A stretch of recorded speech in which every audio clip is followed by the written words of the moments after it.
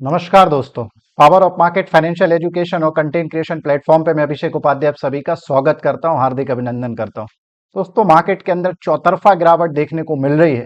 चाहे भारत के शेयर बाजार की बात करें, यूएस मार्केट की शुक्रवार को जिस तरीके की एक बम्पर गिरावट के साथ में क्लोजिंग हुई है, चारों तरफ मार्केट के अंदर गिरावट के बाद में अब प्रश्न ये उठ रहा है कि आने वाले वीक में 24 तारीख से लेकर 28 फरवरी के बीच में मार्केट का क्या ट्रेंड रह सकता है।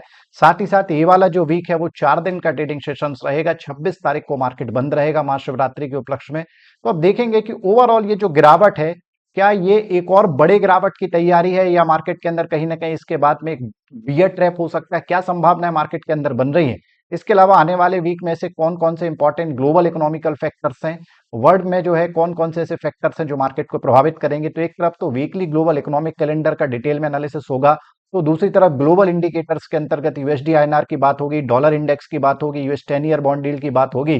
ग्लोबल मार्केट के माध्यम से समझने की कोशिश करेंगे कि जो इकोनॉमिकल फैक्टर्स हैं या जो ग्लोबल फैक्टर्स हैं, ग्लोबल न्यूज हैं, वो भारत के शेयर बाजार को किस तरीके से आगे ले जा सकती हैं।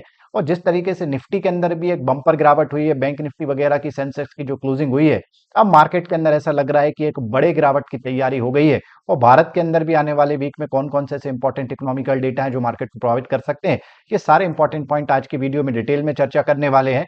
और डिस्क्लेमर ये है कि पावर ऑफ मार्केट एक फाइनेंशियल एजुकेशन और कंटेंट क्रिएशन प्लेटफॉर्म है। किसी भी तरीके की investment advice, trading advice, stock tips देने का काम पावर ऑफ मार्केट नहीं करता। इसके लिए आपको सिविल रजिस्टर्ड इन्वेस्टमेंट एडवाइजर और रिसर्च एनालिस्ट से संपर्क करना चाहिए। जो भी हमारे वीडियोस हैं, लाइव हैं सोशल मीडिया के किसी भी प्लेटफॉर्म पे, पावर ऑफ मार्केट का कोई भी कंटेंट है केवल एजुकेशन, नॉलेज और इन्फॉर्मेशन पॉइंट ऑफ व्यू से रहता है। आपको उसको उसी तरीके से देखना चाहिए। पावर ऑफ मार्केट का ऑब्जेक्टिव भारत के रिटेल पब्लिक, ट्रेडर्स और इन्वेस्टर्स में फाइनेंशियल एजुकेशन, अवेयरनेस और लिटरेसी को बढ़ाने का काम हम कर रहे हैं। चलिए शुरुआत करते हैं और सबसे पहले समझने की कोशिश ये करते हैं कि ओवरऑल हमारे मार्केट के अंदर सिनारियो क्या निकल के आ रहे हैं। क्योंकि जिस तरीके से निफ्टी की क्लोजिंग 22,800 के नीचे हुई है, सेंसेक्स की क्लोजिंग 49,000 के नीचे हुई है और 75,300 के आसपास हुई है, बैंक निफ्टी की जो क्लोजिंग है वो 49,000 के नीचे हुई है।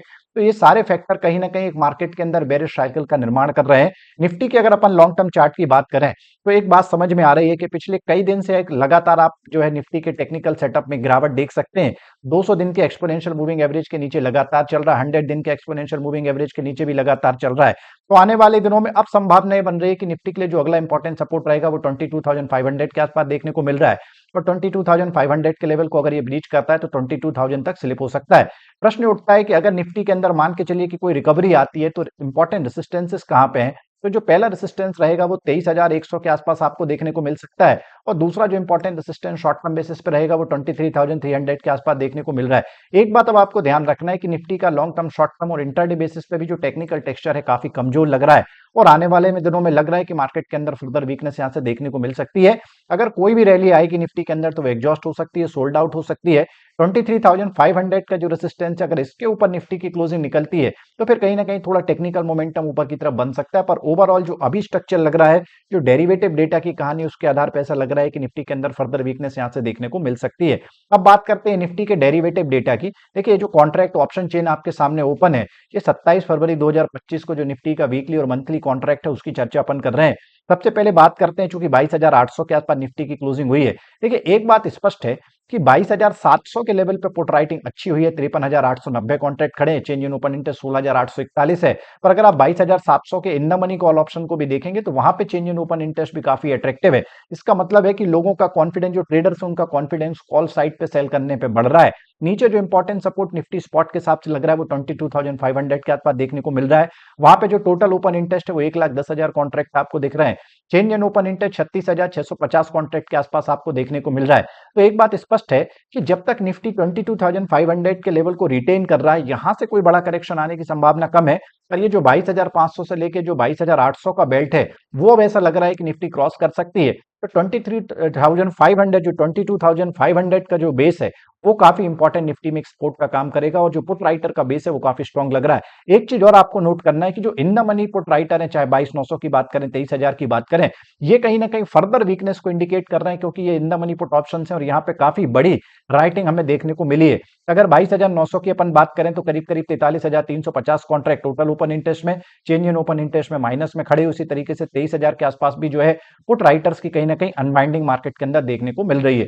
अब बात करते हैं कि कॉल राइटर की क्या एक्टिविटीज रही। तो देखिए, कॉल राइटर की अगर बात करें तो दो बातें स्पष्ट हैं। 22,900 23,000 दोनों पे जो कॉल राइटिंग हुई है शुक्रवार के दिन, काफी हैवी कॉल राइटिंग हुई है। 23,000 के कॉन्ट्रैक्ट की अगर अपन बात करें, 1,38,975 कॉन्ट्रैक्ट टोटल ओपन इंटरेस्ट में खड़े हैं। चेंज इन ओपन इंटरेस्ट में 40,240 कॉन्ट्रैक्ट खड़े। तो ओवरऑल ये कि बड़े रेसिस्टेंस का काम निफ्टी के लिए मंडे को करेगा, और इसको अगर क्रॉस करता है तो 23,050 23,100 पे भी कॉल राइटर काफी स्ट्रांग है। 23,100 के आसपास करीब करीब 1,12,074 कॉन्ट्रैक्ट टोटल ओपन इंटरेस्ट में, चेंज इन ओपन इंटरेस्ट में करीब करीब 73,230 कॉन्ट्रैक्ट खड़े हैं। तो ओवरऑल 23,000 से लेकर 23,100 का जो बेस है वो मार्केट के अंदर एक इंपॉर्टेंट रेसिस्टेंस का काम कर सकता है।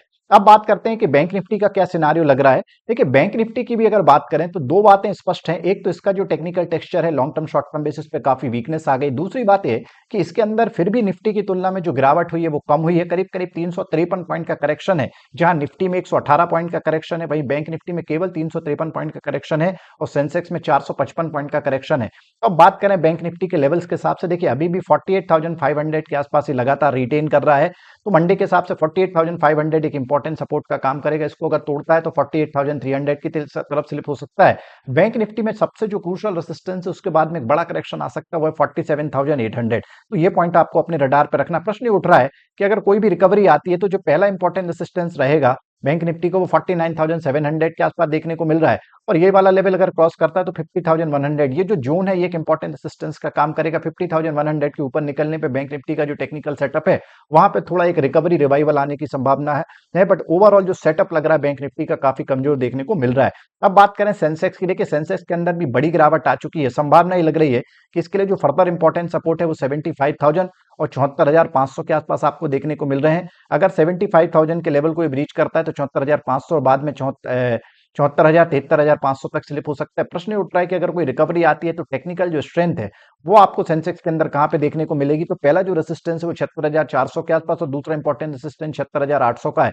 जब तक 76,800 के ऊपर सेंसेक्स नहीं निकलता तब तक कोई फर्दर स्ट्रेंथ आने की संभावना कम है। ओवरऑल जो टेक्निकल सेटअप है वो काफी कमजोर आपको देखने को मिल रहा है। अब बात करते हैं कि ग्लोबल इंडिकेटर्स के अंतर्गत क्या कहानी चल रही है। देखिए, ग्लोबल मार्केट में अगर अपन डाउ जोन्स की बात करें, बम्पर गिरावट देखने को मिल रही है। हमारी जो लास्ट यूट्यूब लाइव थी उसमें मैंने आपको आगाह भी किया था, इंडिकेट भी किया था कि जो डाउ जोन्स का स्ट्रक्चर है काफी कमजोर देखने को मिल रहा है। इसके अलावा अमेरिका के अंदर जो इकोनॉमिकल डेटा भी निकल के आए हैं फ्राइडे के अंदर, काफी वीकनेस देखने को मिल रही है। ओवरऑल सिनारियो यही लग रहा है कि अमेरिका के अंदर और फर्दर वीकनेस यहां से आ सकती है। 43,200 के आसपास 100 दिन का एक्सपोनेंशियल मूविंग एवरेज इसको तोड़ता है तो फर्दर जो इंपॉर्टेंट सपोर्ट है वो डाउ जोन्स को करीब करीब 42,800 तक ले जा सकता है। अब प्रश्न ये उठ रहा है कि ये जिस तरीके से गिरावट आ रही है अमेरिका के मार्केट के अंदर भी, तो आने वाले दिनों में से कौन से इंपॉर्टेंट डेटा है जो मार्केट की दिशा और दशा को परिवर्तित कर सकते हैं। तो सबसे पहले इंपॉर्टेंट फैक्टर्स की अगर अपन बात करें तो अमेरिका के अंदर मंगलवार को जो है कंज्यूमर कॉन्फिडेंस का डेटा निकल के आना है, मैन्युफैक्चरिंग इंडेक्स का डेटा निकल के आना, जो कि मार्केट के हिसाब से काफी इंपॉर्टेंट है। तो ये दो डेटा आपके रडार पे होना चाहिए। इसके अलावा गुरुवार का दिन अमेरिका में economical data point of view से काफी इंपॉर्टेंट है। अमेरिका का जीडीपी का नंबर निकल के आना है जो कि मार्केट के लिए काफी इंपॉर्टेंट रहेगा। साथ ही साथ में बेरोजगारी भत्ता और नेचुरल गैस स्टोरेज का डेटा गुरुवार को आना है। बुधवार को हमारा मार्केट जरूर बंद रहेगा, पर अमेरिका में क्रूड ऑयल इन्वेंट्री का डेटा निकल के आना है। इसके अलावा अगर अपन ग्लोबल इकोनॉमिकल डेटा की बात करें तो G20 की इंपॉर्टेंट मीटिंग भी इस वीक में आपको देखने को मिलने वाली है। तो ये कुछ इंपॉर्टेंट ग्लोबल मैक्रो डेटा है जो मार्केट को प्रभावित करेंगे। खासकर जो गुरुवार, बुधवार और शुक्रवार के डेटा है वो मार्केट के पॉइंट ऑफ व्यू से काफी इंपॉर्टेंट है।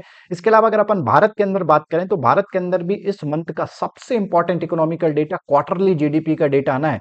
भारत का Q3 FY25 का जो जीडीपी का नंबर है वो निकल के आना है। संभावना ये लग रही है कि इस बार अलग अलग एजेंसियों ने जो सर्वे किया है उनके हिसाब से नंबर, पिछली बार जो जीडीपी का नंबर था 5.4%, Q2 FY25 का जो हमारा जीडीपी का डेटा था वो 5.4% था। इस बार अलग अलग एजेंसियों ने जो सर्वे किया उनके हिसाब से ऐसा लग रहा है कि जो जीडीपी का डेटा है वो करीब करीब आपका 6.1% से लेके 6.4% के बीच में आ सकता है।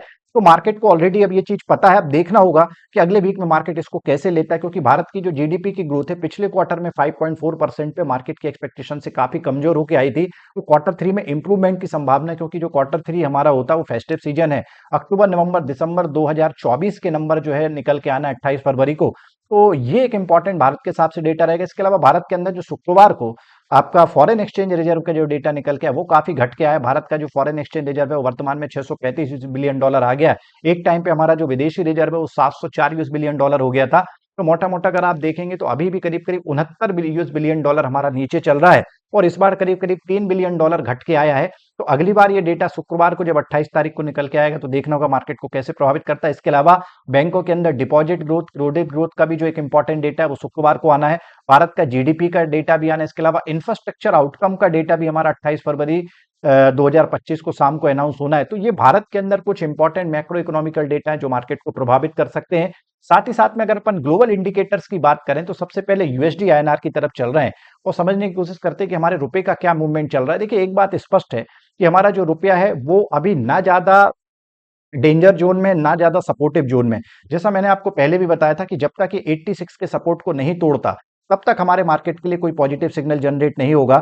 अगर ये 86 के लेवल को तोड़ के 85 84 की तरफ जाता है तो हमारे मार्केट के लिए पॉजिटिव होगा। पर अगर यहां से ये सपोर्ट बना रहा है और यहां से बाउंस करके फिर से $88 और $90 पर की तरफ अगर जाता है यूएसडी आईएनआर, तो फिर कहीं ना कहीं हमारा रुपया लगातार कमजोर होगा। वर्तमान में जो $1 की रुपए के टर्म्स में जो वैल्यू 86.59 के आसपास चल रही है, तो ओवरऑल जो लास्ट वीक का पूरा ट्रेंड अगर अपन देखेंगे यूएसडी आईएनआर का, तो एक साइडवेज टू पॉजिटिव जोन में रहा है।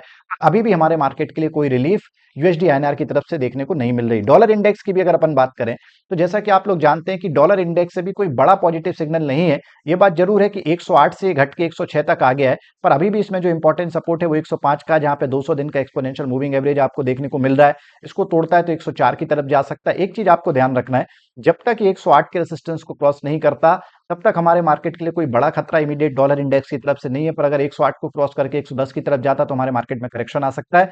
सपोर्ट 105 का, इसको तोड़ के 104 की तरफ जाता तो हमारे मार्केट के लिए पॉजिटिव हो सकता है।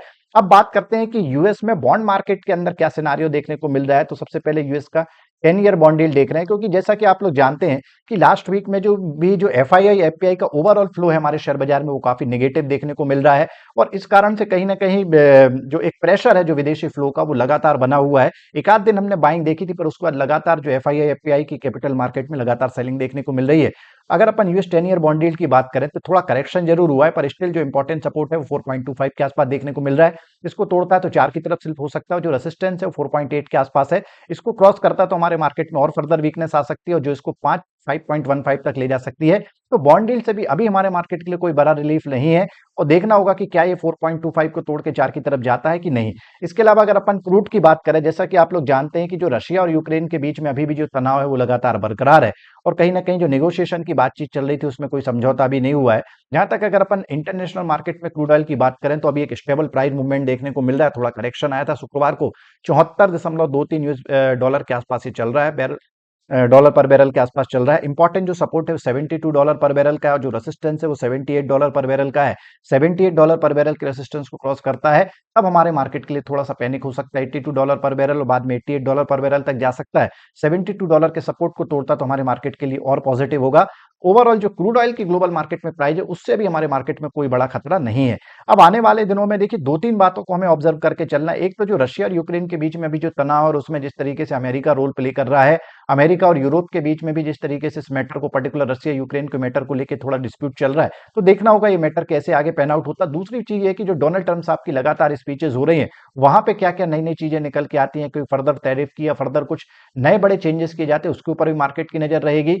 और हमें देखना होगा कि जो विदेशी निवेशकों का जो लगातार सेलिंग प्रेशर है हमारे शेयर बाजार में, अगर हम फरवरी की भी बात करें तो अब एक अच्छी खासी सेलिंग हमें देखने को मिल रही है। जनवरी से फरवरी के बीच में टोटल अगर 2025 की सेलिंग की बात करें तो 1 लाख करोड़ से ऊपर का डेटा निकल चुका है। तो अब देखना होगा कि क्या विदेशी निवेशकों का ये जो फ्लो है ये लगातार हमारे मार्केट में इसी तरीके से नीचे की तरफ रहेगा या कहीं ना कहीं एफआईआई या एफपीआई की बाइंग आ सकती है। साथ ही साथ में एक और खबर ये है कि जो म्यूचुअल फंड्स में एसआईपी वगैरह थी उसमें कैंसिलेशन का जो रेट है उसमें भी काफी वृद्धि देखने को मिल रही है। अब लोग एसआईपी वगैरह जो पुराना जिनका है वो कैंसिल करा रहे हैं, नई एसआईपी जरूर आ रही है पर पुरानी एसआईपी का कैंसिलेशन का भी जो परसेंटेज है वो भी लगातार बढ़ रहा है।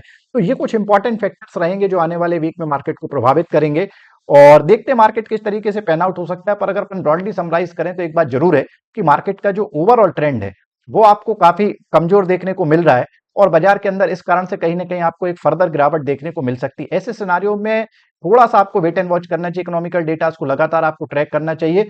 और ये सारी चीजों को लेकर अगर आपके मन में कोई डाउट है तो रात में जो हमारा यूट्यूब लाइव का प्रोग्राम है उसमें आप अपने क्वेश्चंस के साथ में आ सकते हैं। अगर ये आपको वीडियो पसंद है लाइक शेयर सब्सक्राइब करिए। Thank you very much. रात में आपसे मुलाकात होगी। Good night.